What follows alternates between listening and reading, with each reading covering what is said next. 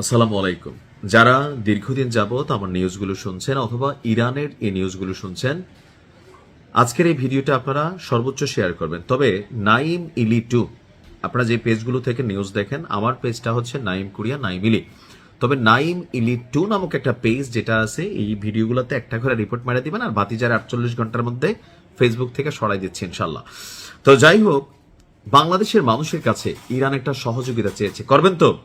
যদি করেন আগে ভিডিওটা শেয়ার করেন। যারা মনে করেন যে ইরানের ফতেহ দরকার, জয় দরকার, আর এই প্রথম বাংলাদেশের কাছে ইরান কিছু চাইলো, তো কি চাইলো? না না ভাই, আপনার পকেট থেকে টাকা খরচ হবে না, ভিডিওটা শেয়ার করেন। তারপরে বলছি যেন আপনার মাধ্যমে আরো 10 জন এই কাজটা করে। তা আমি সব সময় ইরানের জন্য আপনাদের কাছে ব্যক্তিগতভাবে দোয়া চাই।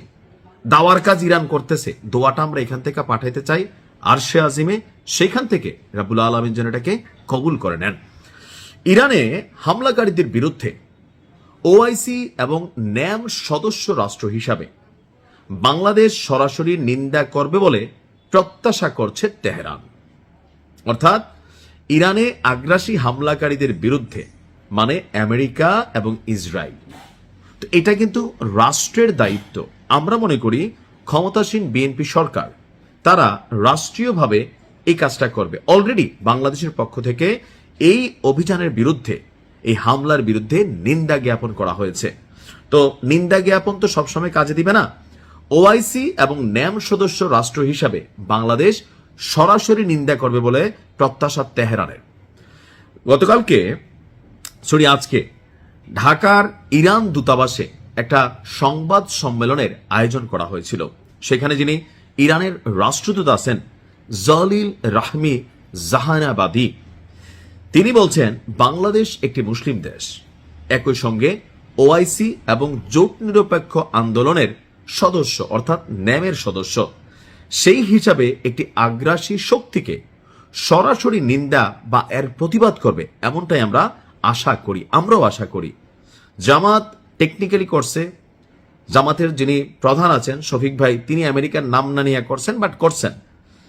তো বিএনপির পক্ষ থেকেও হামলার বিরুদ্ধে নিন্দা জানানো হয়েছে, কিন্তু ধরেন মার্কিন যুক্তরাষ্ট্রকে সরাসরি কোনো বার্তা দেওয়া, ইসরায়েলকে বার্তা দেওয়া, যদিও বাংলাদেশের সাথে ইসরায়েলের কূটনৈতিক সম্পর্ক নাই, তারপরেও ইরানের প্রত্যাশা যে আমরা এই ধরনের ভূমিকা নিব। আমরাও চাই বাংলাদেশের পক্ষ থেকে এটা নেওয়া হোক। তবে সেই ক্ষেত্রে সরকার যারা থাকেন, যে বিদেশিদের কাছে তো আমরা তো ধন্যা দিয়ে চলা লাগে, বাস্তবতা হচ্ছে এগুলোর কারণে কেউ কোনো ভূমিকা নিলে, আপনি দেখেন স্পেনের মতন রাষ্ট্র যখন তাদের ভূমি বা ঘাঁটি আকাশ ব্যবহার করতে দিল না, আমেরিকা তার বিরুদ্ধে শুল্ক যুদ্ধ, আমাকে তারা দেখে নেওয়ার হুঁশিয়ারি দিয়ে দিছে।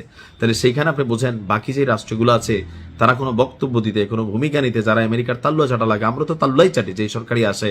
সো আমরা কি আসলে এমন ভূমিকা নিতে পারবো? আমার মনে হয় আসলে পারবো না, সার্বভৌমত্ব এবং কি সার্বিক স্বার্থে।